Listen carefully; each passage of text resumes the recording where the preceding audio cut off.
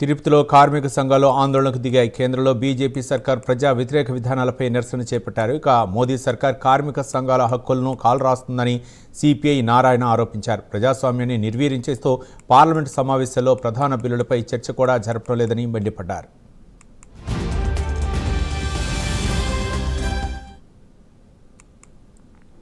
అంటే అన్ని రంగాల్లో పనిచేసే కార్మిక శ్రామిక మేధావులందరూ కలిసి ఒక్క వేదిక మీదకి వచ్చి ప్రత్యక్ష ఆందోళన సాగిస్తూ ఉన్నారు. ఇదేదో వన్ డే జరిగిందని కాదు, ఒకరోజు పోరాటం కాదు.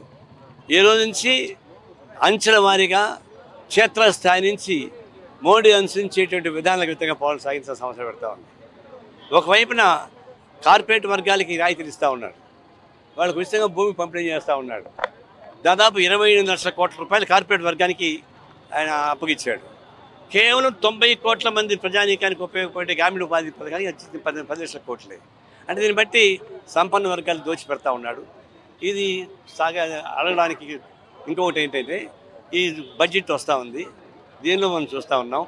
ఇవన్నీ చూసినప్పుడు ఈ దేశానికి ఉపయోగపడే ఉత్పత్తి రంగం దెబ్బతింటా, వ్యవసాయ రంగం దెబ్బతింటా, కార్మిక హక్కులు కాపాడుకుంటూ దెబ్బతింటూ మామూలు ఫ్యాక్టరీలు పోతున్నాయి.